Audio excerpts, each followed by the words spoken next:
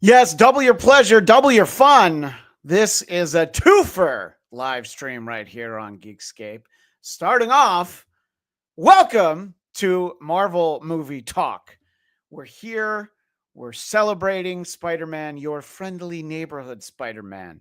We've so quickly reached the end. We're going to be talking about episodes 9 and 10, and excited to look back on this whole first season. And there's some excitement about something that's been promised for season 2, not even in the episode. We'll get into all of it with our panel. And at the moment, we've got the only panel we need, a panel of one. I guess two, if I count myself. The one and only Mr. David Brody, the man without fear. How are you, sir? I'm good. Apparently, my opinions are now 50% of this show, which is terrific. We don't need those other two opinions for the first 5 minutes. So anything we say is 100% accurate. Yes, exactly. Yes. Everything we say is 100% accurate. And of course, the most important opinion to share in our show is that of Daniel Drew, who says such a great finale. Episode 9 was intense and so many great moments. And we'll talk about some of the specific things. Didn't see the time travel plot. Fantastic fight choreography for both episodes. And there's a lot of excitement for the future. And Daniel's excitedly getting ahead of us. So I'm going to leave it right there. But don't worry. What I will put up is Daniel saying this.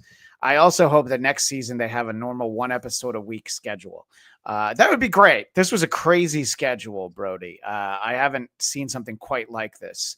The 2-3-3-2 release schedule of your 10 episode series. I can't think of a time that happened, but I was enjoying the show, so I didn't really mind so much.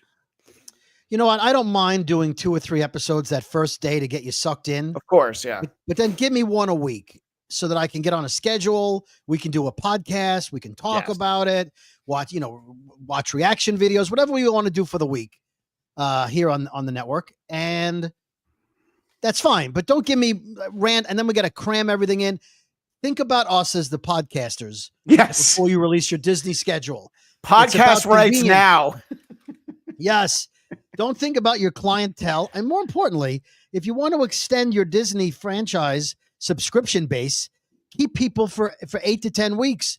Don't keep them for 3 weeks and throw it all at them like yesterday's garbage. Here, take some episodes. This is an interesting time to mention a little programming note that with your friendly neighborhood Spider-Man over, we are going to be shifting into Daredevil Born Again mode. And we will be doing our first reaction show on Wednesday, March 5th, 3 p.m. Eastern, noon Pacific. That is the plan. And that will be a 2-episode release. And then on the 12th and 19th, they're doing single episode releases. But then on the 26th, they're doing another double batch, and we're not quite sure for the rest of the season. So we already know that. And speaking of double batches, here is indeed the one, the only Dr. Conner. We appreciate you being here, kind sir. No, well, it's good to see you. Sorry I was a little bit late. You know what happens when wizards appear and take you off your timeline. Well, thank you for coming to us from Mr. Rogers' living room. I believe that's picture behind you. So we appreciate that you are here with us. The little train's going to go by. Playing the role of I was fighting crime. Sorry, I'm late. Peter Parker, ladies and gentlemen, Eric Conner. I'm trying to keep my secret identity and a little more on the download. Well, keep it secret. Absolutely. We appreciate that. In any case, so we're just sort of getting started, kicking the tires and lighting the fires. Let's talk about these 2 episodes. Obviously, episode 9 we'll start with. But as we look back on the season as a whole, Brody, your thoughts on a show that we didn't really know what we were going to get before it started, and now we've gotten the whole entire first season. So last episode of this show, I shocked the world and I said that I enjoyed this more than X-Men 97. Now, I'm not going to go as far as to say I enjoyed it more than Endgame, because I did not. But I thought it ended beautifully. I thought it wrapped up a couple of things. It had the great Marvel climax fighting in the last couple episodes. So very happy with the way it ended. Overall, and looking forward to the second season and us talking about things that are already releasing to tease us for the second season. Yeah, So, yeah, absolutely. So, Eric, your thoughts on what we've gotten in this season 1 of Your Friendly Neighborhood Spider-Man? Yeah, I mean, the world is still shook from Brody's admission last week, and yes, I have Some nothing. would say crazy talk. Yes, Right. The only thing of consequence that happened in 2025, I'd say, is that. that's And the only thing I've noticed. yeah, nothing else going on, especially in California, not a damn thing. Nope. This season was great. I mean, and in some ways, apologies, it's not a hotter take for two hot men like yourselves, but the truth is, like, this works. This is like well written.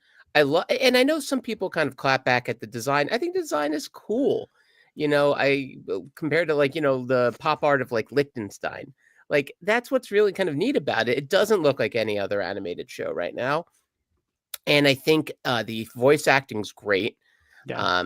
Even though there's only one or two actors who are recognizable, they're all good, and they've also set up so much cool stuff for next year without feeling like this was only just set up. Like, I think there's a really good story here. And I've mentioned before, the supporting cast is great. So like, we're invested in so much more than just Peter. And I think that's the real trick of this show is it's the whole neighborhood is really what we get behind and what we care about. Yeah, no, I mean, it is Our Friendly Neighborhood Spider-Man, and I think they did a great job rounding out the cast and teasing things for that cast, the supporting cast coming forward in the future. I think it is very exciting. I enjoyed getting to know all the things that we've gotten to see. And is there, we'll dive into episodes 9 and 10 in a moment. Is there a favorite moment, favorite interaction, something that Spidey did, something that we got to see in this first season that jumps out for you, Brody? For me, it was the Doctor Strange time travel scene. Yeah. I mean, that I hate to say, it came full circle, but he was actually bitten by the spider that was infected with his own blood, changing the entire history of Spider-Man that we know, the radioactive spider. And Doctor Strange not remembering the high school. And then I was like, wait a minute, he's got to get there. So I kind of saw the time travel thing coming, but boy, they played it out beautifully. To me, that was my favorite, that they brought back episode 1, at the end. For me, that was it. The time travel. Yeah, I thought that was great. I loved the fight scene with Daredevil. I liked seeing him again in the latest episode. What about you, Eric? What kind of is peak Your Friendly Neighborhood Spider-Man for you, sir? I actually, you said what I was going to say, Daredevil. And that scene too, it's kind of fun because it's sort of like it's kind of like when Spidey fought Captain America in Civil War. Like it's kind of low stakes, right? We're reasonably certain Captain America is not going to behead Peter Parker, when we first met him. Not reasonably certain here, neither of them is going to be bleeding or dying from this fight. But I think it got me excited about these partnerships and matchups. That's something that I feel like Marvel would benefit from trying to do, maybe less like massive multiverse storytelling and really think about the tag teams, Some might call it a team up. Some would. I wouldn't. I refuse to call it that. You refuse to call it that, yes. Unless it's the Road Warriors or the Rock and Roll Express in wrestling. No, they're not team ups. But the truth is, like, their energy, how they bounced off each other. And then also I really like him with Doctor Strange. Anytime Strange showed up, I thought they used him really well. And I love how comic book accurate he looked. That's like, as soon as he appeared, I'm like, that's exactly what I envisioned for what Doctor Strange is. And I love Benedict Cumberbatch and what he does with that character, but just that look was so picture perfect. So it got me excited for seeing Daredevil, and the fact that he showed up in this even in a little moment. It's like, great, he'll be back in season 2. Yeah, no, exactly. So there's a lot to be excited for in season 2, including something that we teased, which was the announcement that we will indeed be getting Gwen Stacy in season 2, showrunner, writer, producer Jeff Trammell mentioning that we will get to see her. But whenever I see that outfit, I'm always worried that like, oh, is she going to instantly be thrown off a bridge? Because if you remember in Amazing Spider-Man 2, when Emma Stone shows up in that outfit, it's the outfit that she wears in Amazing Spider-Man 121. And you're like, uh-oh, it's not going to be a good day for Gwen. But so I hope that we really get to explore her. And there is definitely people are wondering how long before we would see her as Spider-Gwen, aka Ghost Spider. Is that something that will happen quickly? Is it something that will happen at all? Is she going to be a depowered Gwen? We don't really know, do we? So there's lots of speculation. And as I'm talking, I'm just I'm scrolling through his social media to make sure that I didn't miss him sharing an image. You did. Yeah, I'm looking for it because I thought that I thought Same it was right link I there. sent. It's the link you sent. Okay. Well, Yeah, I just had it's the other picture in that in his timeline. Okay. Well, that must have been Instagram because I'm Insta. Yeah. See, I'm using his X account. That's the difference. So that therein lies the problem. Account, not Threads. I thought you were a Thread man. Blue Sky, baby. Blue Sky. No, yeah, exactly. But I mean, look, that's exciting, the potential for it. And the idea that we will get to see Spider-Gwen means that more than anything, it means that my daughter will be excited for season 2 because that is her favorite character. So we will get there. We will absolutely get there as evidenced by what Brody sent to me that I'm only now just bringing up. And there she is as Spider-Gwen. So I'll have to show that to my Lucy. And Christian, as Beetlejuice would say, she's looking bad as can. Yes, yeah, absolutely. The two biggest superheroes for my daughter are Spider-Gwen and Polar Bear Pete Alonso. So we have both of them to look forward to in our household. So let's dive into the episodes. I was going to say the first episode, but it is the 9th episode, but the first one we watch, Hero or Menace. I want to get your thoughts on something that kind of surprised me. I mean, we have seen a lot of different iterations of Norman Osborn over the years, and they're usually crazy. It seems like a bad choice to go visit Otto Octavius in prison and gloat about how he's in prison and you're not, and you're going to steal all of his things. There's very like James Bond villain. But look, this Norman Osborn isn't necessarily well-versed in being a villain yet. But Eric, I wanted to know what you thought. If you were surprised at all that he's like, hey, look, you're there, I'm here. Yeah. It sets up a great fight. I mean, the idea of, Sinister Six. I didn't think that word would be hard to say. Them tearing each other apart is pretty fun, and I think the idea of like Doc versus Osborn is, I'm here for that. And I love this first real image of him as Dr. Octopus, how they handle that. There was a lot of moments, and whenever I do screen grabs from these episodes, they're all just so beautifully rendered. Like they're just, to say again, perfect kind of comic book panels, if you will. And so, I mean, Norm, his heel turn was the least surprising heel turn of all time. I mean, we all were just waiting. Okay, when's he going to show some villainy? And we knew it was coming. You wanted to know, when is he going to be Hollywood Hogan? Yes, right. When's he joining the NWO?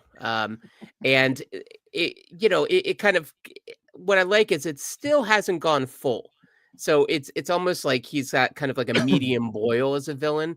Yeah, him going to gloat is like, that never seems like it plays off well. But the idea of, I'm so excited to see Green Goblin versus Doc Ock. I think the visuals of that are just so exciting. And and Coleman Domingo, what he's brought to this character too.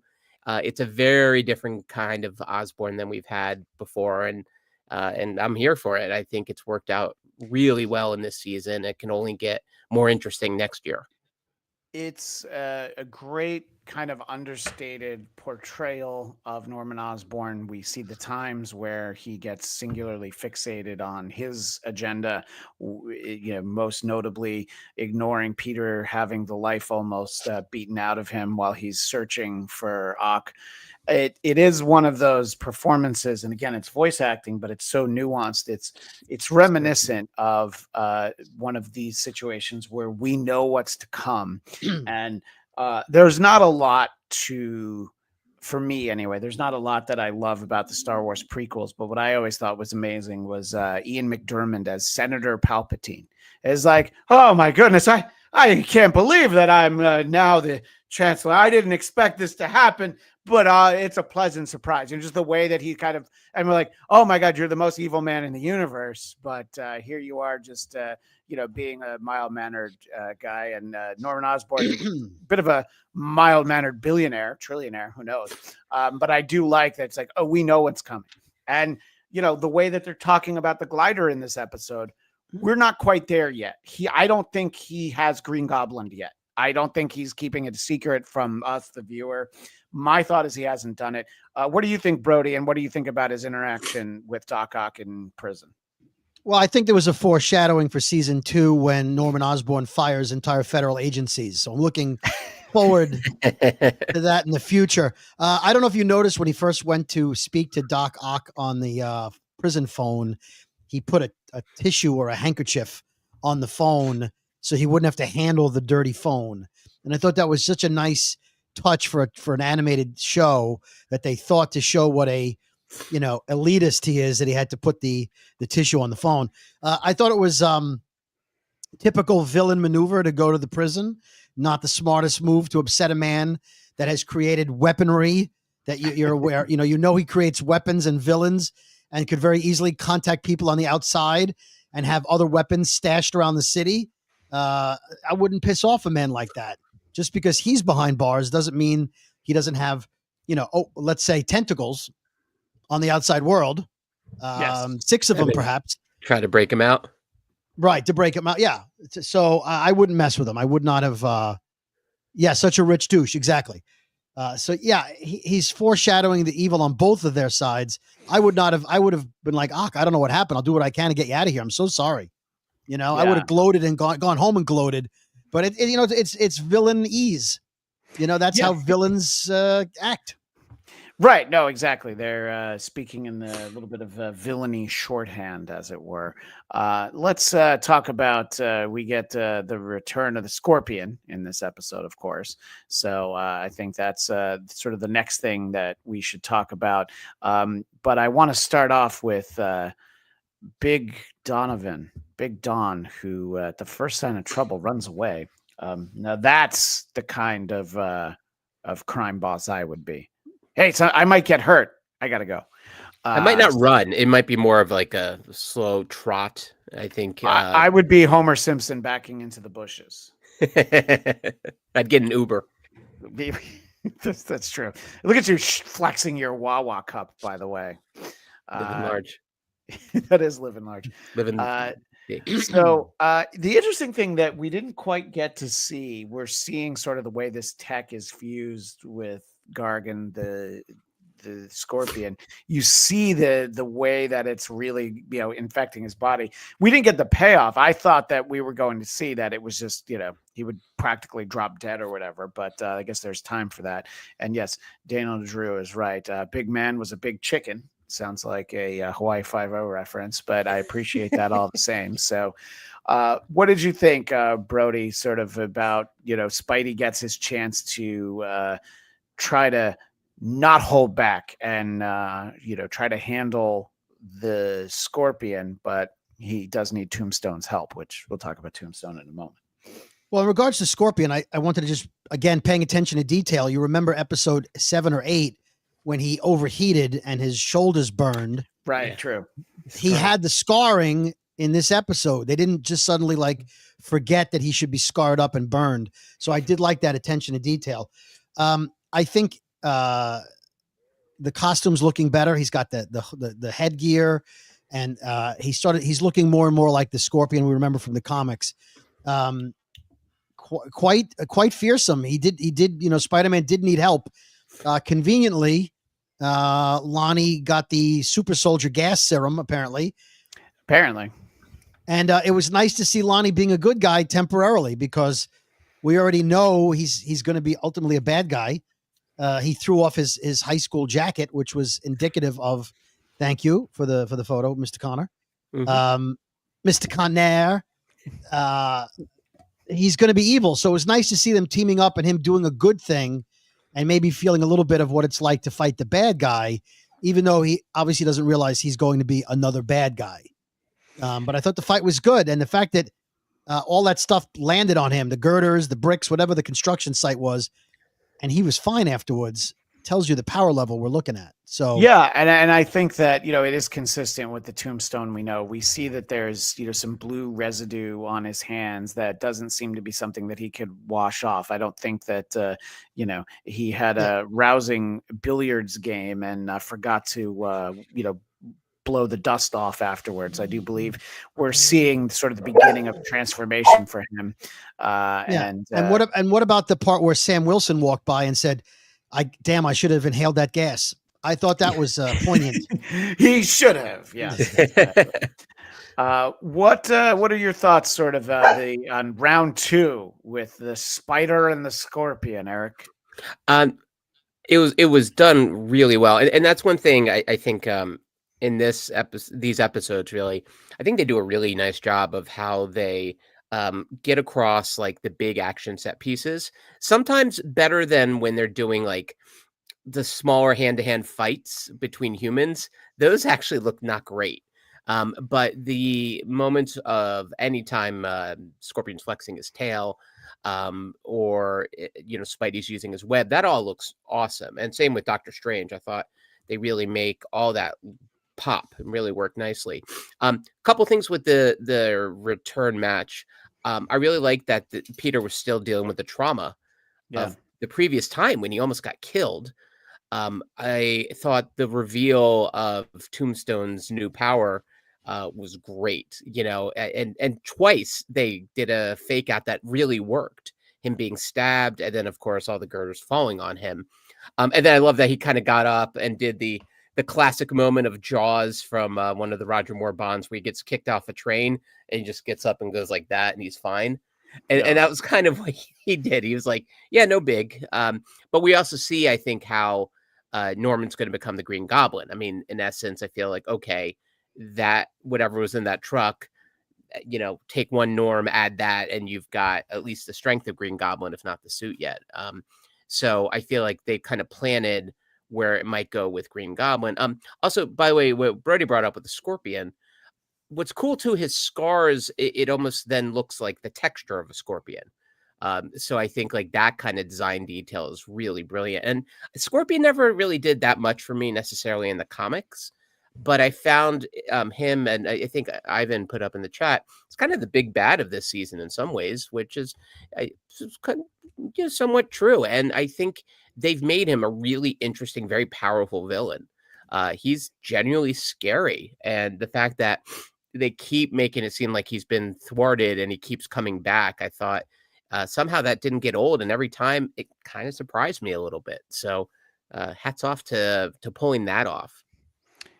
Yeah, I think that, there's some comments in the chat that the Scorpion is kind of a surprising big bad for this season. But I think, this is no longer titled Spider-Man freshman year, but this really is kind of very early on. We see him become Spider-Man, which we'll talk about when we recap episode 10 in a moment. And I think that this iteration of the Scorpion is kind of perfect for this, because we've dealt with some lower level street thugs, and then this is a high level street thug with a well-funded street thug.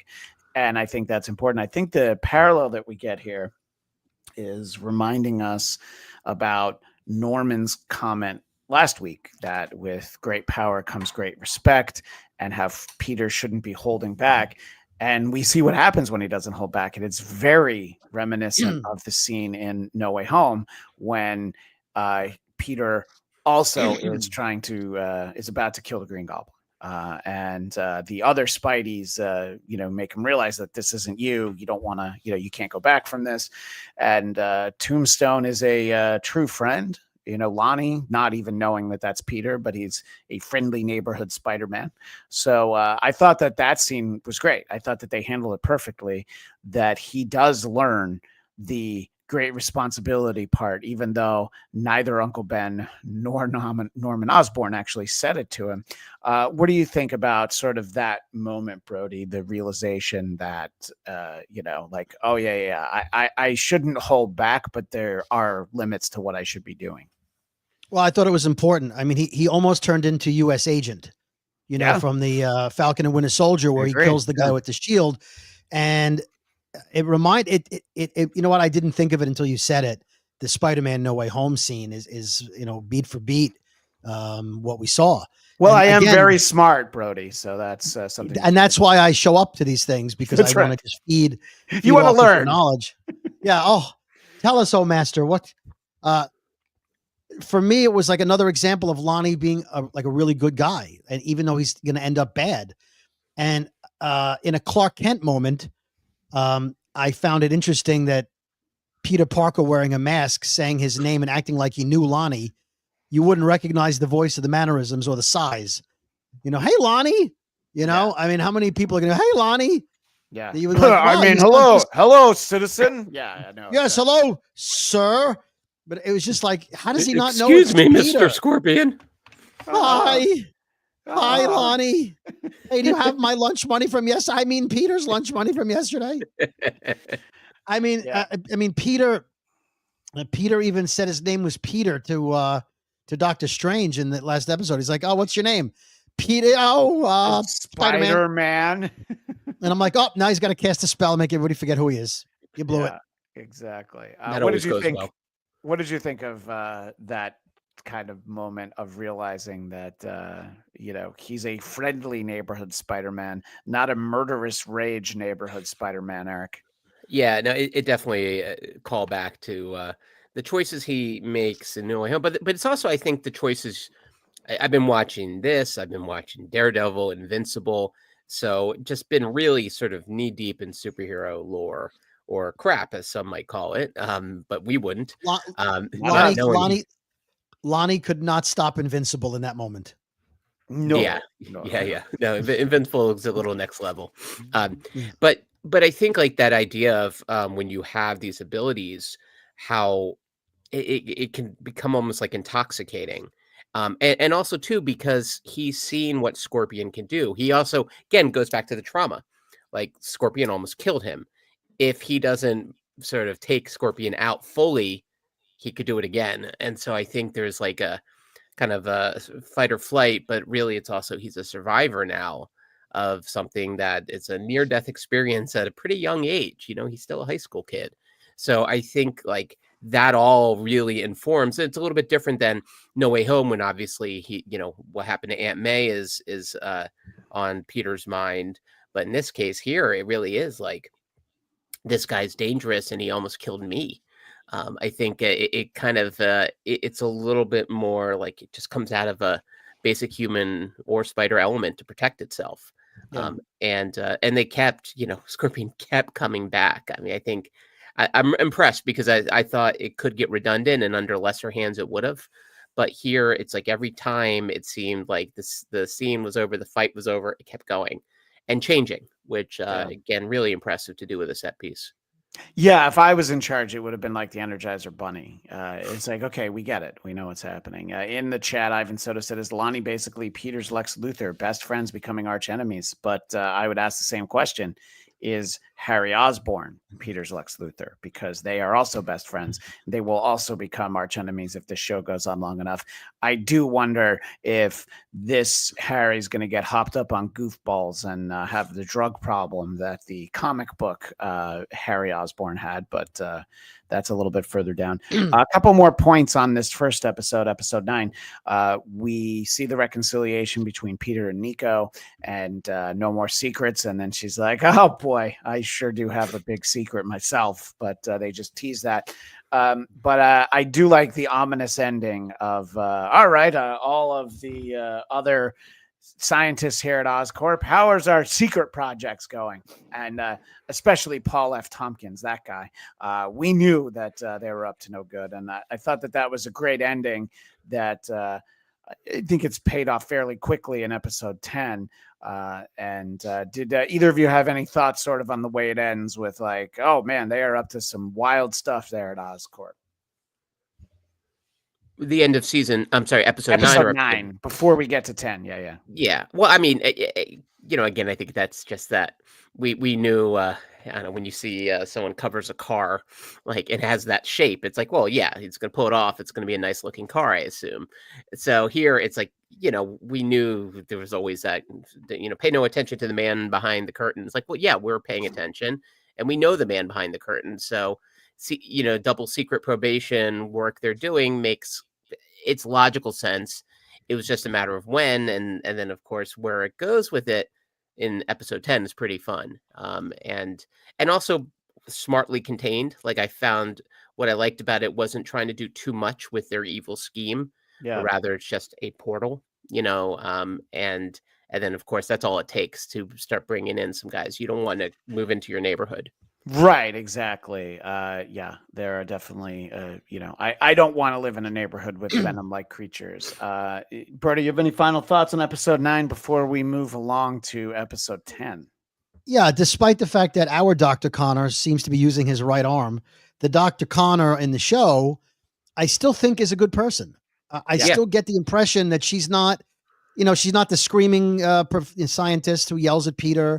The other people that were sort of cloak and dagger, she seems like she's genuinely nice, which means she's got to be hit on the head at some point and forget who she is and then turn evil. Well, Kirk Connors was usually a fairly even-keeled, good mentor to Peter. So I think that, yes, we're seeing sort of the early point. Now, the desperation of maybe trying to regrow that arm, infusing it with lizard DNA, I think is really something that we're all looking forward to.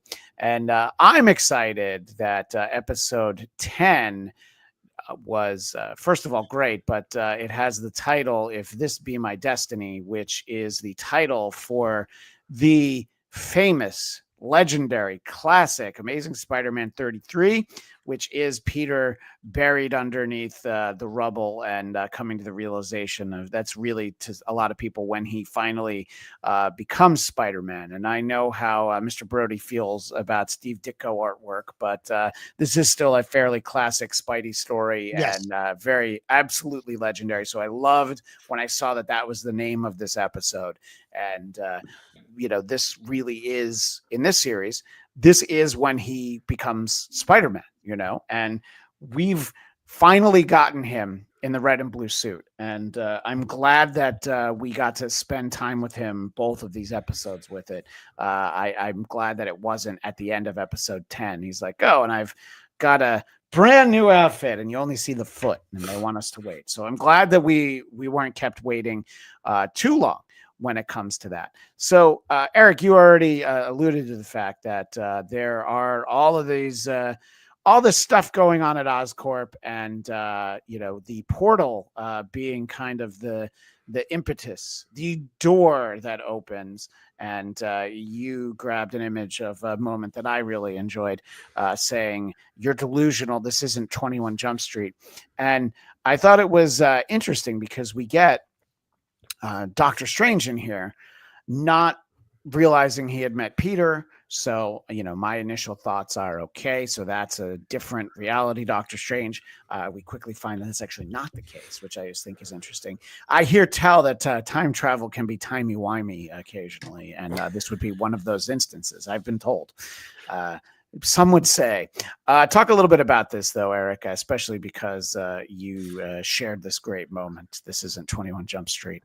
Right. And I like, too, he's alluding to the original high school-based show, not so much the reboot movie. So I felt, Doctor Strange is not a young man. Yeah, and it was a perfect way to bring him back. And I also, even the way they revealed it, they're really good at this throughout, visually and dramatically. Like, even I think I grabbed like the one of when the first time we see the symbiote, and it's just, you see I love that. You just see the eyes, the way we talked about Scorpion before. Like, you'll see like the outline, you'll see the tail. So they're perpetually using this kind of skill with like visual storytelling. It's like the art of the reveal. And so even when it starts and he's like, I haven't turned it on yet, and you realize that's Doctor Strange coming back.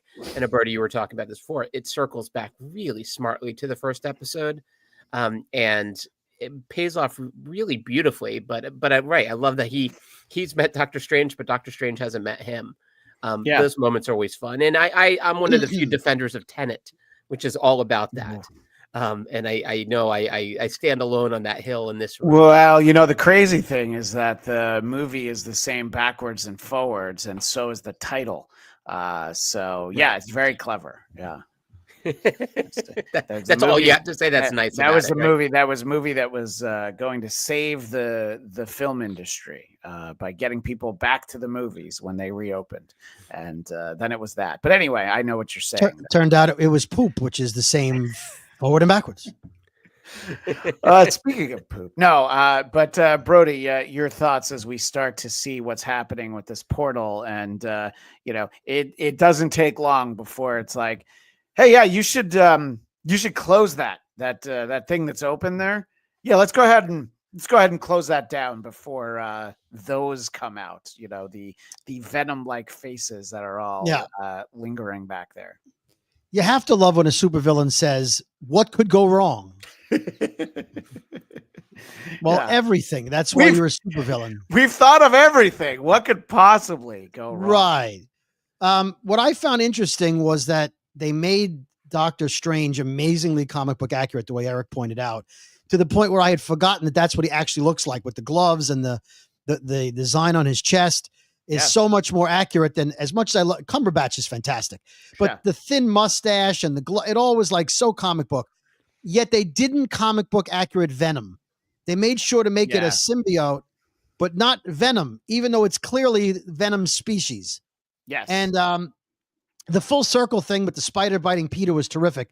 But I'm wondering, now that Peter lived it in the past at the high school, now watching it from another camera angle in life, watching Strange and the symbiote from the high school go into the hole, like he said to him, like, did you time travel? Right. He said to him. So it was interesting that he saw it happen from his perspective now. I'm like, wait, oh crap. That's what I saw at the high school. So I thought that was great that they let Peter have that experience of witnessing time travel where it all made sense to him. It is an interesting. I'm sorry. Go ahead. Finish your thought, Brody. Sorry. No, the only thing is that Doctor Strange was told he destroyed a high school. Yeah. Yet when he went back in time, he didn't say, "Oh, he wasn't like, oh crap, that's the high school. I got to get out." Like he said, "I got to get out of here," but he never gave away so much in the first episode that it gave away where they were going with it. It was all worded perfectly, which again, tip of the cap to the writers and the animators. Again, X-Men 97, love it, but this is just. No, I've really enjoyed this. It's interesting because you do create that paradox of Peter gets bitten by an artificial spider that was created and infused with Peter's blood from after he got bitten by a infected spider. So it's like Inception. It's a Terminator paradox. It's really the chicken and the egg both were born at the same time. So yeah, it's very interesting that is not where I saw that going. It just every indication, even when we see Strange at first in episode 10, it's like, oh, he doesn't know Peter. Okay, that was a different Strange, but that's what I thought. I was like, multiverse. Yeah. Within the end of that half hour, though, we kind of had it all kind of buttoned up and figured out. What do we think about the idea that they're seeing just what they can do with Peter's spider blood and get an army of Spider-Men? I would quote Norman Osborn here, Eric, and say, what could go wrong? Right. Well, and they also even have that line of like, I wish I had 100 of you. Is something he actually puts out there. It's like, okay, welcome to season 2. Yeah, right, exactly. Well, also, actually, one thing I wanted to run by you guys. So obviously a little piece of the symbiote stuck around. For a moment there, I'm like, is Norman going to become Venom? Like, I don't know if that's too much of a shift. Like, and then poor Eddie Brock's out there. wondering like if they're going to do that 2010s show so he can be in that instead. Like, in essence, when is this going to pay off? Well, yeah, next season. Do you think they would do such a drastic reboot of Venom and make it a Venom Norman Osborn kind of hybrid? I mean, I think that Norman will absolutely in some way be infused with the symbiote. I mean, there's a chance that he uses it and, he has somebody else do it, but I do think he'll still be the Green Goblin. I don't think he'll actually be Venom, but I think it will be a much more sinister, not Nathaniel Essex, not Mr. Sinister. That's a different guy entirely, but a sinister version of the Green Goblin. What do you think, Brody? Well, again, it depends on how fast they move the timeline along as far as the Green Goblin goes. But is it possible Harry becomes Venom? Yeah. Since he's already on the show, maybe he becomes Venom to stop his father, and then the symbiote takes him over, and he doesn't realize he's lost control to the symbiote. The way they change things on the show slightly, I feel like, yes, Norman could become Venom, but we've already seen the glider. Yes, and I don't think Venom would use the glider, so I think he's the Green Goblin.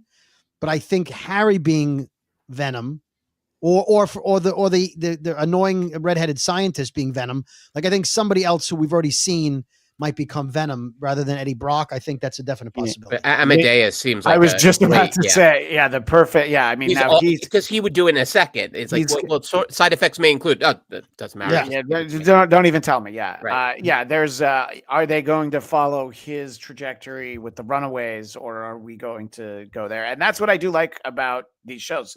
And even X-Men '97 did it to an extent. You're like, that there is a wealth of possibilities for ways it can go. And is it going to go any one of them? No, probably it's going to go a few different ways. They're going to incorporate and pick and choose things and, make what I think will really be an interesting story. And I'm glad that, everybody gets it all figured out. Everything gets saved right up until the point of just a little tiny bit of Venom squeezes out. I like that. It's like, we almost did it. Got it all. Again, what's the worst that can happen with just a little bit of Venom? And, a dingle Venom. Yes, exactly. So that visual I'm here for. Harry goes on to create the Worldwide Engineering Brigade, WEB, to support the young geniuses like our Oscorp interns. And we do need to talk about the end sequence, which actually went on longer than I thought. We saw a lot more than I expected to. We see Nico finally uses that medallion, and she says hi to her mom, and that is opening Runaways can of worms. At the very least, it'll be Nico's story, and we do get to see old Hornhead again. We get to see Daredevil again. And they say sarcasm isn't a superpower. And there was indeed a lot of the speculation that Jeanie, I don't know, it's spelled in that weird way. It's not spelled like Jean Grey, but that she was Finesse. And he not only calls her Finesse, she puts the mask on. So we see that she's working with Daredevil. So that really opens the door for a lot more to do with Daredevil in season 2. And Nico in season 2, WEB Webb in season 2. And we did already talk about the announcement on Spider-Gwen and Gwen Stacy, and our chat wondering, are we going to get Gwen as in Gwen Stacy and also Ghost Spider as a separate character? I would say no. I would think that they'd be the same. But again, they can zig and zag, not zig or zag. So I am excited. I know that they're working on season 2 for this. I don't know how far off we are from it, but they go ahead and do a weekly release. We were talking about that before you popped in, Eric, that a weekly release schedule would be welcome for season 2 of Your Friendly Neighborhood Spider-Man. Yeah, still don't quite understand. I'm sure you guys were chatting about this before, and we were a half hour. Yeah. I just kept tapping my watch like this, and I'm like, all right, I guess we'll talk about the release schedule. Yeah, that's not stretching at all. Yeah. No, because it's good. And again, remember we were, a little bit once bitten, twice shy with Echo, where it's like, oh, geez, they just gave us all of it. Yeah. And it's just, all right, let's just drop it. It's fine. Like back in the day when a show would get canceled and they would do like a special like 2-3 episode run one day in the middle of the summer. The like 4 final episodes of the Fox Arrested Development all got burned off against like the Olympics opening ceremony. Yeah. They did a 2-hour block, and I'm like, yeah, if you really want to watch it, go ahead. Here it is. But don't play. We warned you. Yeah. Right. We wanted you to watch something else. I'm not sure. Again, the logic, maybe it is just to clear the runway for Daredevil. Yeah. But it's these were good, and they all the storytelling was smart. They ended every episode with a little bit of a mini cliffhanger. And so I think it would benefit from giving it a little bit of breathing room. But then again, it was also kind of fun to be able to sit down and watch 3 episodes in a row. That's it's sort of like a mini binge as opposed to a massive binge. Right. No, I agree. And again, it's fun. We do have a lot to look forward to in terms of season 2. And Daniel Drew does mention it was nice to see Awatu, the Watcher, at the end. I thought that was great. And yes, Ivan agrees that seeing the Watcher, I like that. And, the Watcher can continue to watch over everything, all the animated shows. If he doesn't talk, that's fine. But as long as we don't get more episodes like season 3 of What If, I think it'll be fine that we continue. What if Spider-Man played checkers instead of chess? I like it. All right, let's talk about the pieces. Instead of red and black, they're red and blue because he's Spider-Man. Instead of red and blue, what if it's blue and red? What if? It asks the questions, what if? What? And Kame Egan, that is 10 demerits. I'm late to the game, but did enjoy Spider-Man. I'm glad you enjoyed it. Oh, the Eric Conner of the chat. What would Husey say about that, Cammy? I don't know that we can say. Yeah, and nor do I think that we should. So in any case, I make a Daredevil observation? Please do. In the MCU, we lost Captain America and we lost Iron Man, and we saw both of them in Spider-Man. Your friendly neighborhood Spider-Man. They both made appearances, right? Seeing Iron Man was like, oh, there's Iron Man. Okay, he caught Octopus. Okay, great. Captain America, oh, it's Captain America. But ever since the Netflix show, Daredevil is the shit, if I'm not mistaken. Yeah. I mean, Daredevil on Netflix was fantastic. A mere appearance by Matt Murdock in Spider-Man, we went ballistic. He caught the brick. Oh my God, it's Matt. He made She-Hulk. I mean, he was the greatest thing in She-Hulk. And you guys both said that the best thing about this show was his fight with Daredevil. Yeah, I agree. And I was going to say that until the time travel loop, that Daredevil was my favorite part. And then just seeing him at the end and knowing he's going to be back next season, you're like, yes, Daredevil. I think Daredevil has seen a huge resurgence in the Marvel world, where he's like top tier now, where he was always like, I would say second tier, not quite, Captain America and Fantastic Four and the Avengers. So I was like, oh, Daredevil's a fun comic. Oh, Frank Miller's writing it. We'll collect Daredevil. But he was never like Spider-Man level. But in the media right now, in Marvel projects, Daredevil is really becoming a favorite. And I really am looking forward to seeing how the MCU uses him. I would say that he is one of the characters that most benefited from recent adaptations. Fundamentally, you can't ignore the Guardians of the Galaxy going from what they were to becoming huge and being these beloved characters.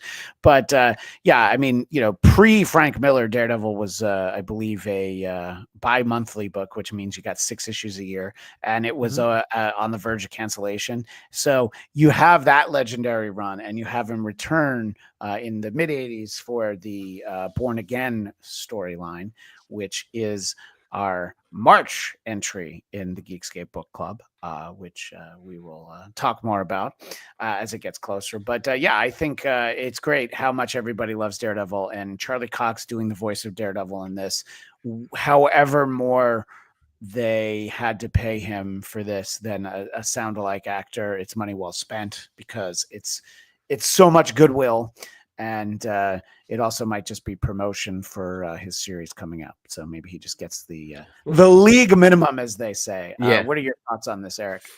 Well, it's such a good point, and I know we may or may not be talking about some of these things when we talk about Captain America in a few minutes.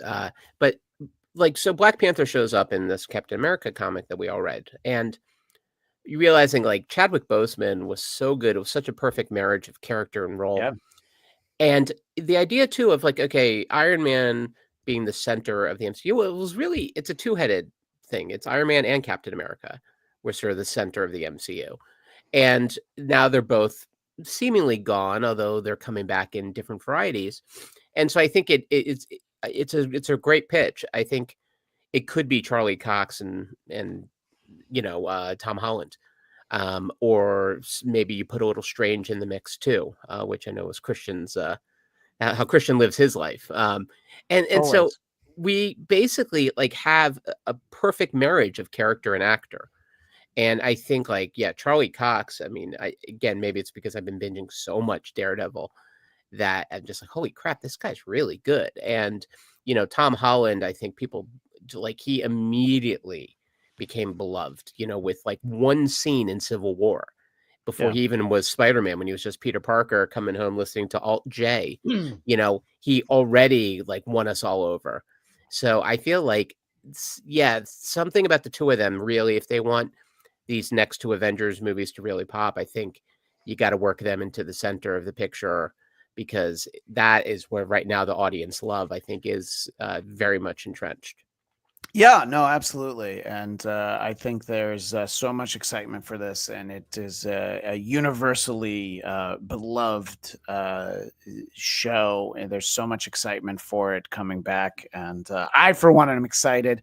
And we did mention earlier in the show that our Daredevil Born Again episodes 1 and 2, it is a 2-episode premiere. Our coverage will begin Wednesday, March 5th at 3 p.m. Eastern, noon Pacific, right here on Geekscape. So please tune in for that. This will be it for Marvel Movie Talk. And I want to make sure to give everybody the opportunity to promote their wares. Mr. Brody, where can people find you? Find me at the Brooklyn Boys podcast, wherever you get your podcasts. And you can find me writing for Wacky Packages for the good folks over at Tops. I think we have a new set coming out in April, so I'll tease you again as we get closer. Excellent. And Mr. Conner, where will we find you? I'm hopping around different parts of the Geekscape multiverse, so you can find me there, including What Won This Week, a newer podcast from Mr. Kelly, featuring the great Katie Hampton and the OK Me. And I also, if you're local, I'll plug something local. In Burbank, we're doing, through the Cultural Arts Commission, a special event for marketing. If you work as a creative or you have a group and you're trying to market on a real low budget, come on by. It's a free event. We'll even feed you a little bit, not too much, just enough. Just some snacks. Eric Conner. Yeah. Come follow me. We appreciate that. Cam Egan says the special looks Marvel's putting out for Daredevil have been gritty, fight-filled, and exciting. None of the spots have shown Karen or Foggy, so I'm wondering how much we're going to see them. It's a great point. I don't know how much they need to factor in terms of some of that promotion, but yes, it is a little concerning. We will begin to have our questions answered on March the 5th. We'll be doing one more Captain America special. So that'll be the next episode of Marvel Movie Talk. Katie has a full plate of too much podcasting today, including that. And so she did get mixed up. And I think I have to stop putting Eastern time in all of our emails. So Brody, you're the only one that needs that. So you're going to just have to add 3. So damn it. I know. I look. You know how hard that is for someone from Brooklyn? So first of all, it's tree, not 3. It's tree. Thank you. Tree 1, 2, tree.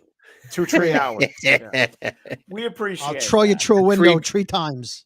A tree grows in Brooklyn.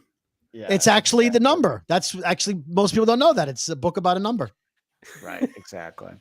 Thank you, everybody. You can find me on Twitter and Instagram. I just say social media at Christian DMZ, and my personal podcast, The Blackcast. I've been doing some fun conversations this past week, which you can find.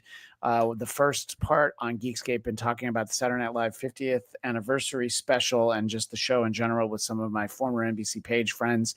So one of those is out now. There'll be another one that you'll be able to check out over the weekend. And don't forget to check out What Won the Week at 1 p.m. Pacific. I don't know what that is Eastern because I can't add tree. So that is everything you need to know for Marvel Movie Talk. And that is all the time for Marvel Movie Talk.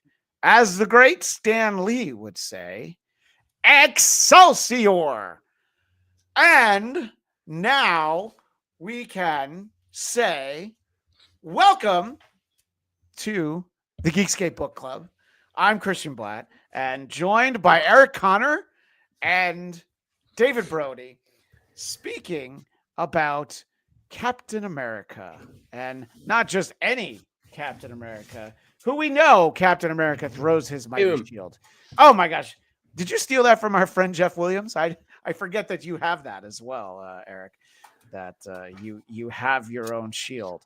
And my son's bar mitzvah, we bought 2 of these, one to leave untouched as production value, and the other one was signed by his friends who were at the event. Nice. Yeah. So, well, just a good cause. Just like this book starts off with 2 Captain Americas. Here on the Geekscape Book Club, we're talking about Captain America, Symbol of Truth.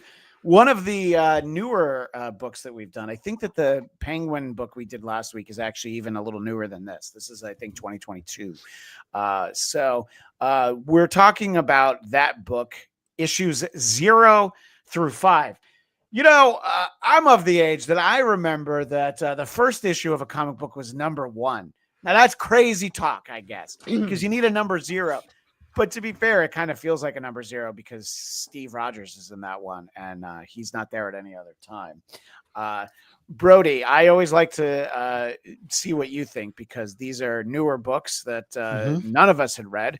And, you seemingly only read new stuff for this show. So I'm kind of wondering, we'll dive in, we'll get us into some specifics, but what is your overall first thought as you dive into issues 0 through 5 of Captain America, Symbol of Truth? Well, first of all, the Brooklyn Boys podcast that I'm on starts with episode 0. So perfect. I was very happy to see this. It was interesting for me, as someone, again, who doesn't read a lot of current comic books, to see Sam's Captain America right after watching the movie, and seeing for me, seeing Deadpool in a comic book for the first time since the movies came out.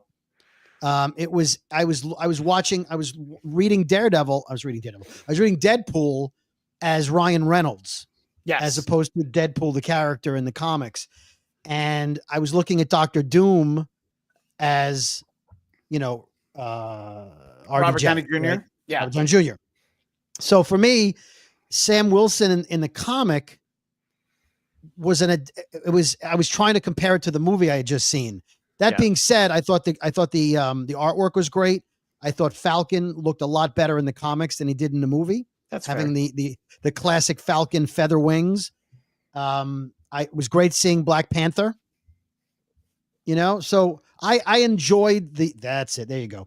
I enjoyed the visual aspect of the comics. We can talk about more into the plot, but in my initial thoughts were, oh, this is interesting. And the fact that it was 2 Caps, and the way they joke about what that whole scene about, do you want to be uncanny Cap or amazing, like using the other Marvel adjectives, I thought was great. So I enjoyed it. I did, but I came at it a different view, because for me, I was a moviegoer reading the comic. Right. And what I do love is that a lot of the newer Marvel comic book content does have a cinematic feel to it. And it does seem that it's easily accessible for where the movies are at that point or where they're going. I mean, there's an X-Men series in the early 2000s where they wear the black leather, So, I mean, it's you definitely are trying to bring people under the tent. We want people to read these books. So, however it works. But one of the things that I enjoy the most when we read these newer comics is that it's still interconnected in the Marvel universe, the actual 616, the Marvel comic book universe. So we have Black Panther. We have Misty Knight, who I can always take more Misty Knight in my storytelling. She didn't even do any Misty Knight stuff in this. She's just kind of hanging out with Sam, at least not in this volume. And of course, Deadpool is always fun. The thing that I like most about Deadpool in the comics is that he very often does break the fourth wall, and everyone just brushes it off like, yeah, you always knew more about that stuff. They just, but so we didn't get that. But I thought it was great to get all those characters populating the story, which, it feels like it's in line with where we've seen the Sam Wilson character in both Falcon and Winter Soldier and also in Brave New World. Eric Conner, your thoughts on issues 0 through 5? 0 through 5. Well, and agree that 0 is, I think it's smart not to call it issue 1 because it's such a separate story. So it kind of like lives off in its own little corner. But I thought this was a great series.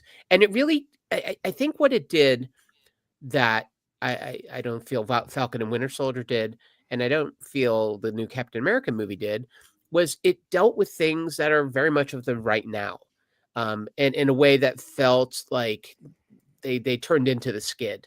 They weren't afraid to make this thing about things like immigration, deportation, identity, like the racial identity. Like I think there was just so much going on in this, and I found maybe some of the threads of the plots could have been a little bit cleaner put together, but it was kind of like a small nitpick compared to what really impressed me here. Although I still keep waiting for the day when this costume will show up somewhere again. Yes. The classic red and white open shirt. chest. Yeah, exactly. That's like the classic like Luke Cage. The yellow with the headband. Yeah, I agree. No, I mean, listen, he's got a good body. He can show it off. He doesn't have to hide it. Yeah. It's not like I'm playing the character or something. Bring on the deep V. Yeah, right. I said that throughout my teens, but what was your point that you were going to make? Do the drapes match the wings? So I basically found this to be such a really beautifully designed too. I think we were talking about this. I have to admit, I'll disagree with my beloved Brooklyn colleague here. The look of Falcon to me, old school Falcon, not not Captain America Falcon, but regular Falcon. Sure. I find it sometimes looks a little bit drippy, but I do think the character was great. I loved how personal it became for him, and there's some really great moments, great panels of him just like, fighting for his family basically. But I think this thing is just a real work of art. I mean, one of the better titles I think we've read in this book club. So Christian, thank you for bringing this into my diet. Yeah, no, and the writer is Tochi Oniubuchi. I'm sure I said that perfectly. And the art provided by R.B. Silva, who people know from the recent Inferno, which is something that we covered here, Powers of X and some Fantastic Four. And, the writer, whose name I'll try to avoid saying as often as possible because I'm sure I'm saying it wrong, but had worked on Black Panther before. So I think it was great that we got to see him and sort of this fascinating idea that's not something that I was familiar with, but this idea of really Americans of African descent emigrating to Wakanda. And why wouldn't you? I mean, just that kingdom seems to have everything and sort of dealing with the politics. I'm not quite sure why Shuri's prime minister and T'Challa is just kind of hanging out as Black Panther, but that's the beauty of, kind of getting airdropped into a book like this. You didn't really need to know. I was interested, but I thought that it fits really well into this Brave New World aspect. I know not the literal film title, but this dealing with the geopolitics of this Brave New World and dealing with some of these characters that we're familiar with on the screen. But yeah, I thought that just artistically, I thought the story was fun. And Eric, I know that you isolated Arnim Zola. I love him. I just think it's such a, in some ways, like a silly character. It's got a bit of a MODOK to it, but definitely a bit of a MODOK, yeah. But I also just always the visual of, I don't know, a very large head. Yeah, will always put a smile on my very large head's face because I feel seen, right? I feel like, oh yeah, that could be me. And I still, even to this day, will defend how MODOK looked in Quantumania. I thought he was supposed to look ridiculous, and that's fair. Yeah, yes, it was well done. No, but here I thought it was kind of fun, and it of course, like, give my regards to Hitler. It's like, well, that's an interesting Arnold Schwarzenegger-esque line. Give my regards to Hitler. You tell him hello for me in hell, because he'll be dead as well. It's just a Roman salute. By the way, Christian, go ahead and show it. What am I showing? The screenshot that Eric took of the giant pink penis rocket. Go ahead. I'm not sure that I know what he's talking about. I'm sorry. Oh, Eric, you didn't send a screenshot of the Baron's. That was Baron's personal. I just penis sent rocket. Oh, I sent just that to me. you, and that wasn't a rocket. Sorry. Yeah, no, it was. Oh, it's a little my bad. now. Yeah, but that artistic interpretation aside, I mean, our visual audience is seeing just that's literally beautiful artwork, and we have had selections here on the Geekscape Book Club where the stories are very good, and then the art can go between inconsistent to just downright bad sometimes. They're, especially when they don't have the same artist for the whole series. The Doctor Strange story we did, I thought was great, but there were issues where it was like, ooh. So I think that I don't know how popular this series was. It came highly recommended on one of those lists of stuff you could read before before Captain America: Brave New World, and I did enjoy that in issue 0 we did get to see some Steve Rogers. I'm not quite sure why there's two Captains America.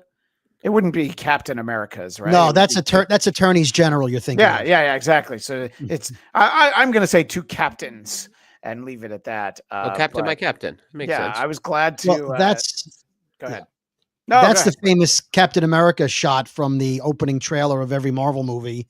Oh, right. Him throwing the shield, which I thought that was, I guess, a tribute to that angle. It was nice to see Cap again. Yeah, having two Caps was kind of unusual. Maybe one of them could be a Major America, get him promoted as the senior Private officer. First Class America. Yeah, General America. At this point, the guy's been around 80 years. Make him promote him from captain. Yeah, right, exactly. But it's and again, that's one of those things that I just worried and that I just wondered about. And this was what Eric was talking about earlier. The shout out, to you admire Hitler, go meet him. That's some rough and tumble Steve Rogers there, which I thought. Let's talk about some of the other characters because Eric, you sent this to me. I thought this was Domingo from the Saturday Night Live sketch, but this is also like Mr. Rourke meets Tony Stark. Some of these characters that we've gotten in here. What did you think sort of about the supporting cast throughout this story? Well, this is White Wolf, aka Hatut Zeraze. Thank you. And he's Hakuna Matata. Yeah, right. And I believe that is not Caucasian skin, I believe. And I was like, okay, I'm a little confused by this character. So I did a little bit of a deep dive. And I don't know if you guys knew White Wolf. Like, if you were familiar with this. I wasn't familiar. No, it's one of those names of a character where I'm like, oh, I think I've heard of that, but you haven't necessarily heard of it before. Yeah, he's basically, I mean, it's almost like a Shakespearean character. His parents died while flying over Wakanda. He survived, and so he was raised in Wakanda, and in essence raised like a brother to the Black Panther. So to T'Challa. To T'Challa, exactly. Okay. Yeah. And we only get sort of bits and pieces of him. I feel like in this version, we get a lot more crossbones and whatnot. But I think like they're setting him up, and again, I love that outfit so much. That he does have a kind of a bit of like an African flair to his costume, but he's also very much feels very European, very Caucasian. So even the design of him, I thought was an interesting choice. His plan of how to use Wakanda, is almost like his vengeance against the entire nation. And the thing that has put them on the map, that has made them so powerful and so advanced, is a thing that would kill people. I thought that was kind of an interesting turn. Again, I thought they could have maybe tied it a little bit better together, paid it off a little bit more. But I thought as a scheme goes, that one was pretty killer, and one that worked really in a very interesting way with the themes that they were exploring too. Yeah, no, I enjoyed all of this. I welcomed all of it. A lot of it was new to me. And I believe that you were not familiar with the White Wolf either, Mr. Brody. But what did you think, sort of, especially now, getting this background on the character from Eric? Well, I had never heard of him before, and I just learned his origin story from Eric. So I'm glad I tuned into this episode of the Marvel Book Club. I mean, of course, he's the evil stepbrother. Sure. That's got to be. I did find major holes in the Wakanda security system. Yeah. Where Crossbones gets in, and then Sam hops on an immigration plane, and there's no facial recognition software. He just comes on board for one of the most famous, recognizable humans on the planet. Right. Yeah, they don't seem to notice him. And then Crossbones, who is a great character, apparently his kryptonite is birds. Yeah, I'll never talk. All right, get the birds away from me. Here's the plot. Well, he is the Falcon. Yeah, but you Crossbones, a couple of birds, and you give up the plot. I'll never tell you I'm never gonna give you the evil. He does the meta thing and says, I'm not going to give you the evil speech where I tell you right. I did like that. A bird. Okay, here's the plan. Yeah, it's a few birds. I mean, in his defense, it was like 5 of them. It's like a Hitchcock film. No, Mr. Bond, I expect you to die, but first let me tell you about how you're going to die and what I'm going to do as soon as you do. Yeah, it was definitely that sort of that self-awareness and then kind of going there. Eric and I have been showing off our Happy Meals. Mine doesn't cooperate, or Happy Meal toys. My Falcon does not play nicely with my green screen. But we get a lot of Falcon in this series, in this story, and Captain America: Symbol of Truth, episode 0 through 5, and I think that it's very indicative of like their plans for this character going forward in the films. This is very consistent with how we see him in Captain America: Brave New World.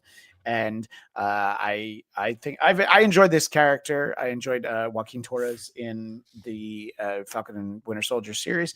So I'm perfectly happy with this iteration of Falcon. And this was definitely one of those where you're reading the comic that comes before the movie and you're like, oh yeah, they read this. And they were like, yep, that. And then they just did a drag and drop and put it right into their final draft screenwriting program. What did you think of Falcon in this? Not Sam Wilson, who's Captain America, but Falcon. Brody. I know. I realized I didn't say it. I was so focused on my puppet show that I forgot. Hanging out of my pocket now. I enjoyed Falcon more in this than in the movie.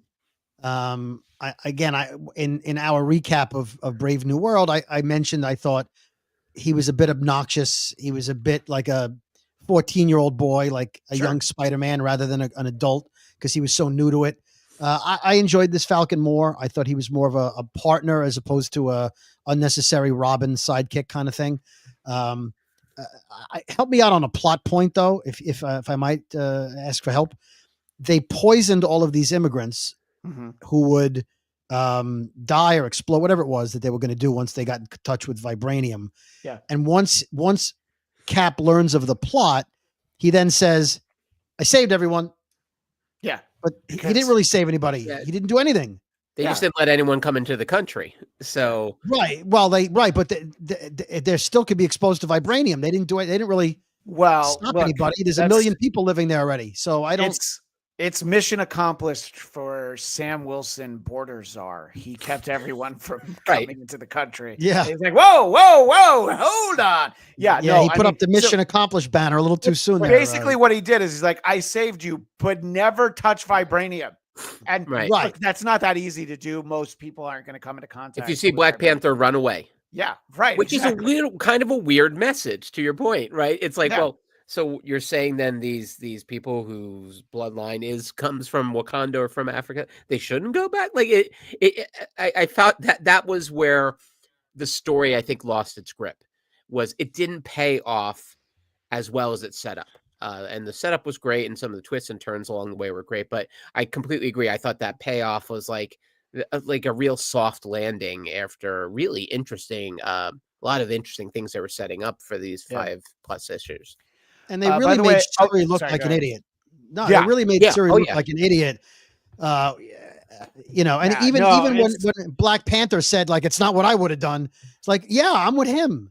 It's going to be a real contemporary reference for our younger audience, but this Shuri really gave me D from What's Happening vibes.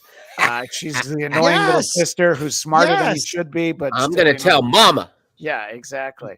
But just Daniel made a point that White Wolf was the nickname for Bucky in the MCU while he was in Wakanda. That's a great point. I actually did forget that, and he's off to chess class, but appreciate that. That's actually, I meant to bring up Cami Egan, who did not have an opportunity to read these, but it gives some homework for the weekend. I'll tell you. If you get it on Amazon now for Kindle or your laptop, it's actually on sale. It's like 80% off this series. So it's a great time to read it. I think that there are some deals on Captain America content tied into the movie. This is a bit of an inside reference from King of All Diffs, referring to me as Chris and Eric Conner as Vinnie Paulino, and unfortunately David Brody as comedian. Why am I forgetting Tom's last name? Tom Segura? No. Tom versus the rest of the world from WATP. It's embarrassing because I had it in my head. This is what happens when you're Eaton. No. But anyway, it's an inside reference that I appreciate. Tom Papa. No, all of those would be great. No, you would want all of those, but I'm not feeling a compliment there, King of all diffs. There's no compliment there. No. Any of us really. There is absolutely not. Tom Myers versus the rest of the world. That is one of the worst stand-up comedians. Working today. Oh, well, thanks for nothing there. Yeah, well, you do look like him, unfortunately, but I'm sure you're much funnier than Bong Hit Transplant. And King of All This is very embarrassing that I couldn't remember Tom Myers' name, but I felt like it was part of my healing that I didn't have. But we do have some imagery here that Eric shared with us. I think we all agreed. Eric, you didn't necessarily comment on it so much. So talk about getting to have Deadpool in the sandbox with us here. It was a fun little excursion. I thought they used him better than they used Doom. I'm not sure. Doom showed up for just, I don't know, show off his new fur line jacket hood. But beyond that, I'm not exactly sure what he added. But Deadpool is the perfect sort of day player character for Marvel. Like, he could just pop in whenever, whatever. And I did, anytime you reference colon, that's a win for me. Yeah. Yeah, the knife in my colon hurts the most also explains the stinking. Smell. So you could, and then so Cap talks and he's like, Cap, my colon. So I did. Yeah. Yeah. Deadpool is very consistent with the comic book portrayal, and I'm always happy to see him. And this is sort of referencing what we had earlier. I'm Captain America, but I'm just going to go ahead and waltz into Wakanda in my street. The T-shirt. I mean, right? Like when I wear my T-shirt that has 4 on it, you can't recognize me. It's a very similar thing. We're going to do an episode. We'll probably do a number of episodes this summer about Fantastic Four First Steps. When I wear my Fantastic Four shirt, you guys will have no idea who's filling in and guest hosting that episode. Well, did you guys ever see that great documentary about Muhammad Ali, When We Were Kings? Yes. And in this whole section reminded me a lot of that part when he first gets to Africa and he's like shocked that the pilots are black. And that he gets there and he's celebrated and he, to be in a place for the first time in his life where he's doesn't just always kind of have to look over his shoulder. And so this whole it was a series of panels of him getting there and he's almost confused by the beauty of it. I found that actually pretty moving, and it totally reminded me of that docs. Which a documentary that'll make you rethink your purchase of the Foreman grill because good Lord, George Foreman's dick in that. But they hate him, and it's really it's kind of like he was the villain, right? Yeah. I mean, you need a hero and a villain in fights, and is this going to be the day where I mention Hollywood Hogan twice? No, it's not. I hope so. No. I guess I just did. I appreciated seeing these characters. Misty Knight is somebody who, look, I loved the Netflix extended universe, the Defenders universe, all of these characters that we were starting to get. Misty Knight, Colleen Wing in particular, I forgot to send this to you. That was a variant cover. Yeah, That's great. Misty Knight is very cool in this, even though she's just a cool lady with a metal arm. But yeah, it's a great character.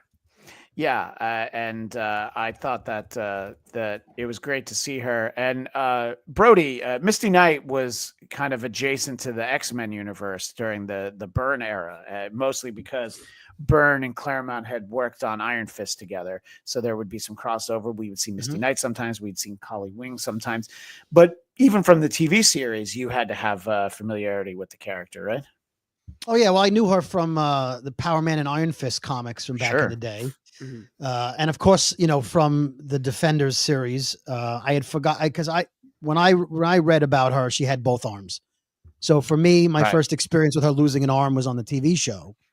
And I don't remember which book club it was. We were talking about I guess Avengers, and an old Avengers issue where it was her first appearance. She was a woman who got mugged on the street. Oh yeah, we talked about that. That's right. They went and retconned the woman of color who got mugged and said, "Oh, that was Misty Knight," even though it wasn't really Misty Knight when it happened. No, because they're like, "Look, there's only one that it could have been." Right? Remember that woman with the afro who got mugged 3 years ago? Yeah. That's Misty Knight. No, that's her. That was not Shirley Hemphill. Another reference. I know. Let me take the lenses out of my glasses and be Roger for a moment. Because Raj, I'm telling Mama. Probably because I wouldn't go in there if I were you, but you probably will go in there because you're stupid. Gentlemen, I have an important question. Which doobie you be? That's right. I did an episode of my podcast, The Blackcast, about very special episodes to try to teach lessons with my friend Ramada, and he insisted we do the Doobie Brothers 2-part What's Happening, where the different strokes. Bicycle Man is very well intentioned, doesn't necessarily hold up for the entire hour. But the idea that it was like, we're going to teach a lesson about bootlegging at concerts was a little bit misguided, but good God, there's so much Doobie Brothers footage in that. But I don't think listen, go ahead. In the words of William Shakespeare, no Roger, no rerun, no rent. Turkey. When I was a camp counselor, Brody, I taught my kids to chant that. They had no idea why. I wasn't a camp counselor in 1976, but it became our war cry. No Roger, no rerun, I feel like it should become a TikTok trend. Just people doing Yeah, no Roger, no rerun. I do love Cami Egan's hey.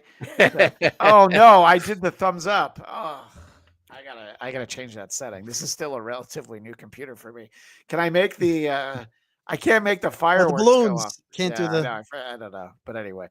peace signs. So we did talk a little bit about this, and when I was reading Doom, of course, I wasn't thinking of Robert Downey Jr. I was thinking about the great Joseph Culp, who Eric and I were fortunate enough to interview in studio at one point last year to talk about the still greatest Fantastic Four movie, the Roger Corman produced Fantastic Four. So that's hashtag my Doom. At least probably Real Doom. Yeah. Hashtag real Doom. Real Doom. Doesn't he look sort of lizardy here? You know, that's a great point. He does actually. Yeah. I was going to say, and what if the lizard borrowed the vulture's jacket? Yeah. You're not wrong. That is. He's got Craven's. He's got Craven's fur on him too. Look at that. Yeah, and I don't know. I feel like I've seen sort of that like medallions, like the holding on the fur coat. I'm not quite sure, who that is, but I feel like it's one of the Eternals or maybe Squadron Supreme. It's somebody like that. Hyperion. Yeah, Gorgeous, right, gorgeous. exactly. So and this is the second time that Doom has popped up in a story involving Black Panther. We haven't done a really good Doom story, I don't think, and I would like to in the future. We've got the Geekscape Book Club mapped out through September, but I'm sure we'll be able to find the time in there. And Eric, I know that you sent me a couple of emails of some images. So I want to make sure to get to those, but I do think that this holds up really well. Sort of the visuals here. This is sort of what you're talking about: Sam walking around Wakanda and really, experiencing it for the first time, right? Oh, no, actually, this scene I think is when he's still in America. Oh, okay. When they're trying to get people to basically leave America, go to Wakanda, where we're welcome, where we're treated, like first class citizens, and.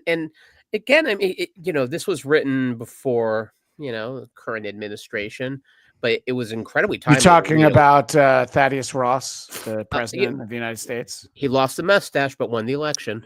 Spoiler: former president. Yeah, right. Hey! Yeah, that's fine. I'm kidding. Yeah. Hey, you could be a convict and still be in the White House. History has taught us that. I don't see any way that that's possible, but sure. No. Okay. Yeah. It's Greg, crazy talk from you. But here, like, this all felt like it could have been written, honestly, like this week. Yeah. And I think that's what was really impressive. And again, something I know I fetched about, a couple years back when we watched Falcon and Winter Soldier, was it didn't really go there. Like it sort of was on the edge of things, and maybe Brave New World went a little more towards it. But even then, I felt like kind of always sort of pulled its punches a little. These issues, especially the early ones, I feel like they did not pull their punches. And it was very much of the time, of the place. And it kind of really went, it dove deep into what it means to live in America in the 2020s. So I thought it was very powerful writing. And it makes me want to read more of this author's work, even beyond comic books, because I'm curious what they have to say about other things beyond just using superheroes to tell the stories. Right. Absolutely. I mean, I am intrigued in the Black Panther run also, so I would like to see some of that. But at the end of the day, it is just it's clearly a fantasy world because in this series, the Chicago White Sox are scoring a run. So that, and I have to apologize to Cam Egan. I'm sorry to rag on your Southsiders right at spring training's beginning, but it did make me laugh that you sent this to me. Oh, yeah. The only frame. I'm sorry. Go ahead, Brody. No, Eric, go ahead. I was just saying the only part of this whole issue I didn't believe. Yes, exactly. And I thought that that was fun. And again, we're just getting some of these beautiful visuals. Falcon and his cousin. I thought it was an interesting choice that it was cousin. They must have established before this that he didn't have a sister, and I'm sure people are very close with their cousins, but it almost felt like, all right, this is this is a very close relationship. And I feel like that'll factor in more But you did choose an interesting panel here, Eric. So for our visual audience, why don't you talk a little bit about this? That is a fry seeped in possibly cheese, maybe even a mustard-based gravy. Yes. But this I thought Brody would appreciate, and it feels like this is maybe a kind of fry you could get at a Nathan's, and maybe very hungry. And it was also like, why is there's this close up of this, And I'm like, well, it's there are no accidents. The lobbies really control a lot of the content we consume, and I believe that this is a result of Big Disco Fry, and the Disco Fry lobby is very much involved. I know that's more of a Jersey term for it. Does Mondelez have some writing credits in this?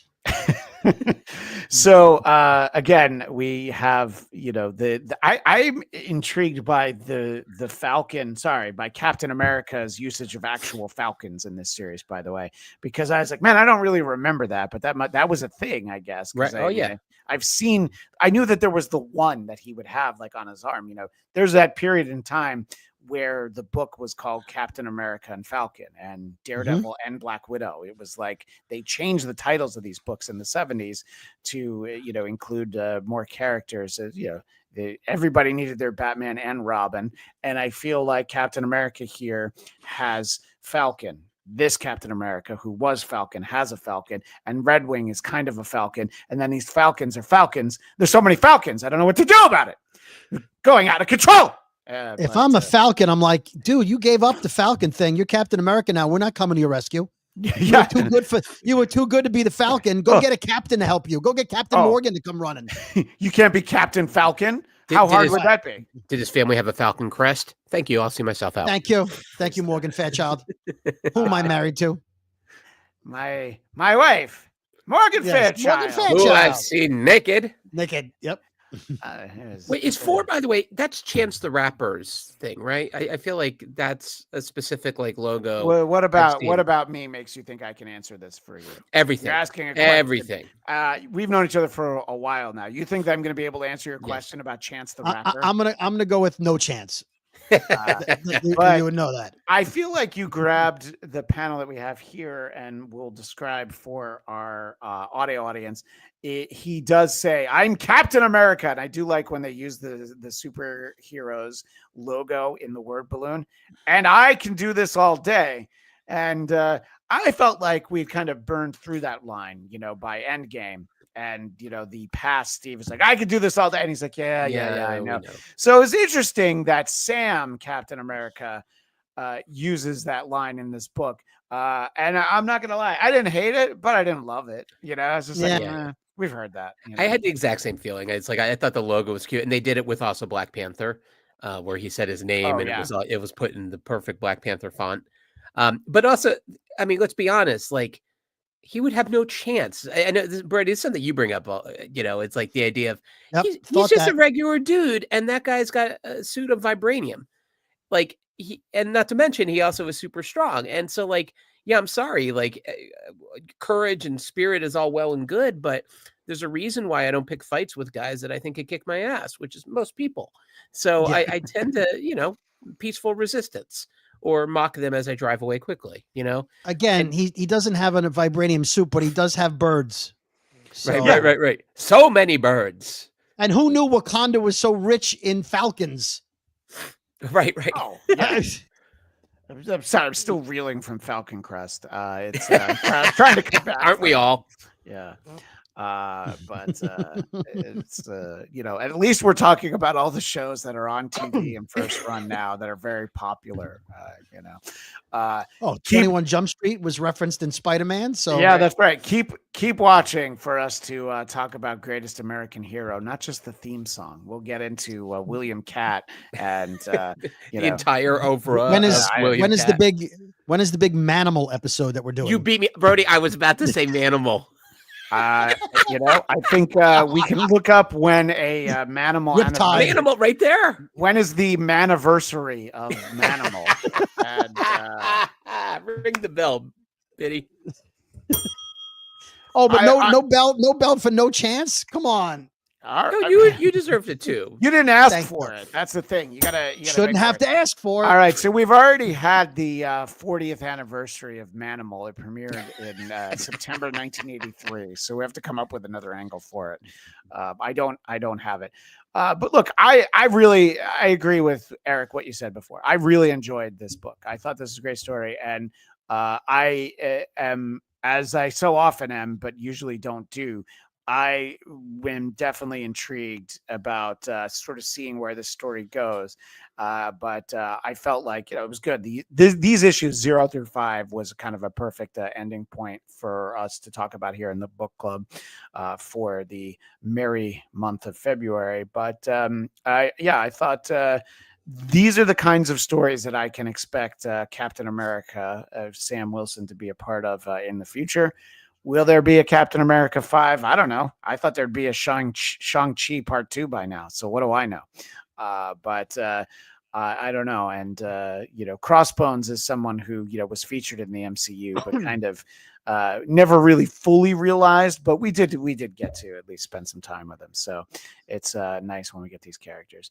Any final thoughts from you gents on this specific series, this Captain America series? I will ask you first, Mr. Brody. I thought the cultural aspect was very well written. I think a look into the world of what the world is like for Black people was tremendously well done. I think gave a great understanding of the way they talk about the world and the way they're treated and all, and the Wakanda aspect and migrate. I thought that was all very fascinating. I thought that was much better written than the fight scenes, which was my major, and the ending where I just saved you all. I think Shuri was terrible. So I really enjoyed the Misty Knight and the conversations and the introspective parts of the story. I just thought, to Eric's point and to my point that I didn't say before Eric said it, him fighting Black Panther is a non-starter for me. You can't fight Black Panther as Sam Wilson. Yeah, I do think Black Panther, it's almost like Daredevil versus Spider-Man in Your Friendly Neighborhood Spider-Man. Black Panther doesn't want to be fighting Cap here. So you're just going to, the way that I took that is I'm like, all right, he really didn't try on that, but that's not even really the way it was written. But I agree with you. That's a matchup that you can't win, Cap. You shouldn't even start. I mean, he's got claws. I mean, he says to him, why don't you take off that outfit and, fight, have an even fight. Well, why should he? Why did you leave your suit home? Like, because you didn't take the serum. So don't blame. And besides, Black Panther, T'Challa, has powers because of the flower thing he ingested. Yeah. The suit is just an added bonus, but he can kick your ass as T'Challa. Right. So he takes off the suit. Guess what? You're still losing terribly. You're still losing. You're still Sam Wilson. Remember, again, you're talking about the big screen Black Panther. You take him out of the suit, he's still Jackie Robinson or James Brown. He's going to kick your ass as Jackie Robinson or James Brown, especially James Brown. So I think he's still Ma Rainey's Black Bottom. I don't think that was the character name, though. I don't think that was. By the way, in the chat, Kama Egan says Geekscape reviews classic TV next on our list, Sledgehammer. It's interesting you mention that. That is one of my favorite TV series, and I do have a plan for a 40th anniversary of Sledgehammer, but I looked it up earlier this year. It's 1986, so we're gonna have to wait a little while. But I do follow creator of that show, Alan Spencer, on social media and have some light interaction. So I would love to talk to him about that show. Name dropping. The great David Rashi, who played Sledgehammer. That was one of my absolute favorite shows on television as a kid. And the 2-issue Marvel comic book tie-in, I have both of them. So in any case, look, a future Geekscape Book Club entry, the 2 issues of Sledgehammer, the tie-in. They sold almost 7 copies of that. There's some crazy stuff that they would do, stuff like that. We can do the Care Bears series that Marvel had. yeah, legitimately, I could probably, drop some knowledge on a Thundercats issue or two, but I would do the whole episode as Snarf, and I don't think anybody wants that. You could do an entire series of Snarf, and I'd be here for it. All right, well, you know what? That's something to think about. We'll see. It's too damn bad that Captain Carrot was DC Comics. Otherwise, we could. You know what? We could do on that that. on a that'd have to be a standalone show elsewhere on Geekscape, but Well, not here on MMT. What I'd pitch though is like we all have to find the sort of most obscure comic or comic tie-in and basically procure it for everyone. And so we sort of do an exchange. So you do the Sledgehammer one, Look up maybe the What If Saturday Night Live one, Saturday Night Live is definitely the one. Or the David Letterman one. Yeah. Yeah, the Avengers issue with David Letterman, the Marvel Team Up 74 with Saturday Night Live. The most obscure tie-in is actually Quest Probe, which was a video game that didn't sell well, and the comics sold worse. So badly so that they didn't publish a fourth issue with the X-Men. It got repurposed a couple years later for Marvel Fanfare. A book that was curated by Al Milgram, who I talked to extensively on this channel, just referencing and sub-referencing time and time again. Well, I hope everyone like Cam A. Egan does indeed check out this book. I did enjoy it, and I'm interested in more from this team and also from this series. I want to see more. So Symbol of Truth. We will be back in the book club in March. And I believe that I like this idea of piggybacking on our Marvel movie talk tie-in. So I think on March 26th, after we cover what will be 2 episodes of Daredevil Born Again, we will be discussing Daredevil Born Again from issues 227 to 233 by the great Frank Miller and David Mazzucchelli. If anyone watching or on screen with me has not read this series, I highly recommend it, even if you're not able to join us here on the book club to watch it. This, for me personally, reading in real time new issues being published, this just redefined Daredevil for me. It was years later when I went back and read the earlier Frank Miller Elektra Bullseye stuff. I mean, this just destroys this man's life, and it is a very unlikely impetus as to how Wilson Fisk finds out that Matt Murdock is Daredevil. So this is a book I'm very excited to talk about here on the book club. We do more often than not. We are covering books that none of us have read, but this is one of those ones that I think is very much worth reading. I'm very excited for that. And I hope you're both able to join us for that. And everyone in the chat, you have your homework. I will be reading my individual issues of this. I don't need to look for it digitally. I don't have to find a trade paperback. And Eric, I would let you borrow them as long as you read them in a hermetically sealed room with rubber gloves on. That'd be the I'd have to wear a hazmat suit and a condom. Well, yeah, that last one went without saying. Which, oddly enough, that's how you're going to have to show up when we go see that monkey movie next week. In any case, see, Brody, see the fun things you'd get to do if you lived in Burbank. All I have to do is subtract 3 hours and I'll be there. Do the math on it and I'll be there. Yeah, you subtract 3 hours. I was like, wait, don't you add 3 hours? I got confused. But that's what happens. That's why my mother-in-law calls us sometimes at 2 a.m. She gets very confused by things. No, that makes sense. Yeah. So in any event, I appreciate everybody in here. And Cami Egan mentions this, that I didn't know that the Beatles had a Marvel comic. I've never even seen that. Kiss did. Yeah. Now you're talking about a special that we need to do. Is the 2-issue Kiss comic book. What were we going to say? Printed with their own blood, as you know. As I know. Yeah. Oh God. It's actually the inside lining of the Kiss coffin is just that. So you can read it while you get buried. Lawrence Welk, they did a comic about it was like stories of the road of different singers. So there is a Lawrence Welk comic book out there too, which feels in 2025 how we're going to get a whole legion of new fans. So yes, all of the talk bubbles are actually bubbles. sorry about the bubbles, tiny bubbles, everyone. A wonderful Geekscape Book Club. The Beatles story actually is a Marvel Super Special from 1978, so that's interesting. That is at the time where Lorne Michaels was offering the Beatles $3,000 to appear on Saturday Night Live, and if they wanted to give Ringo less, that's up to them. I'm actually very intrigued by this book. I appreciate that. And They perform Captain America's Lonely Hearts Club Band.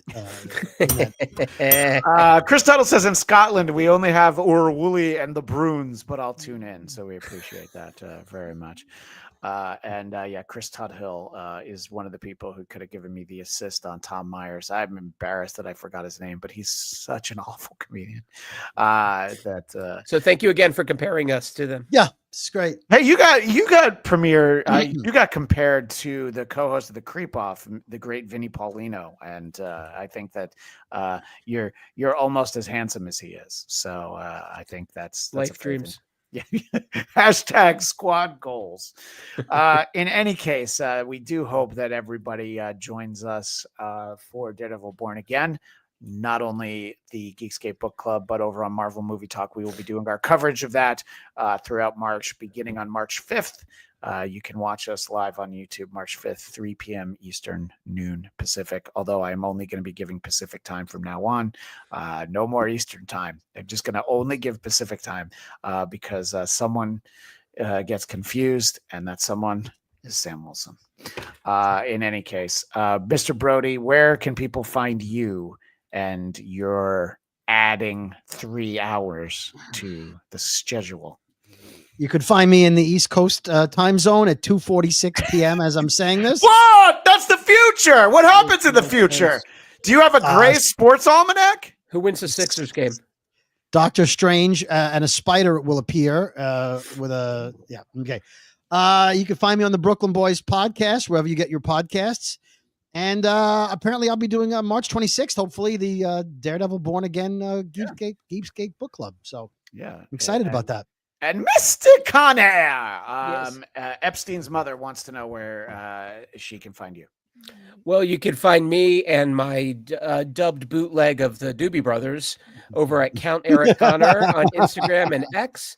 and definitely go. The Geekscape universe is only getting larger and not at all scary like the multiverse of madness. No. So please go find myself and Christian and Brody and Katie. We're all over the place. Please find Katie.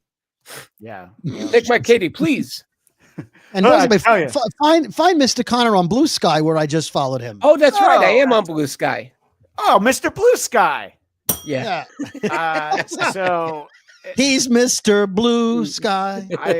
I'm so used to doing shows with you guys. I did something. It was here on Geekscape, and I mentioned this. We looked at Saturday Night Live's 50th anniversary, and I was joined by some fellow former NBC pages. And at one point, one of the guys was like, "I'm sorry, I got to ask, what's with the bell?" And I'm like, "Oh yeah, I forgot." Well, if you're doing an SNL thing, though, you should have had a cowbell. That's true. I've got a fever, and the only solution is more of Christian's bell. Yeah, the Blackcast 100 bell. Oh wow, I didn't realize it was engraved. That's amazing. Yeah, a monogrammed bell from the great Matt and KC, who is we don't have a Patreon, but Matt and KC is the Blackcast patron. He created our t-shirts. He got us that bell, and he used to send us barbecue from Kansas City every year. So yeah, look at Eric. Eric's like, oh, forget about the bell. What about the barbecue? We got friends in high places. Burnt ends in Kansas City is. Speaking of bird ends, no, but I would like everyone to follow me on social media at Christian DMZ. I am also on Blue Sky. I'd love Blue Sky to become a thing. I will occasionally be judged for still using Twitter/X. I'm like, I got the most followers there. If like 4,000 people want to follow me on Blue Sky, maybe I'll stop using it, but that hasn't happened yet. So, but anyway, there is all kinds of great stuff throughout the Geekscape universe. that I'm a part of, including the Saturday Night Live specials. And I'm recording a special that'll post next week sometime. It is the 50th anniversary of Alice Cooper's Welcome to My Nightmare. And I'll be joined by Metal Blade Records CEO Brian Slagle, host of 100 Songs That Define Heavy Metal, the show I actually make money off of.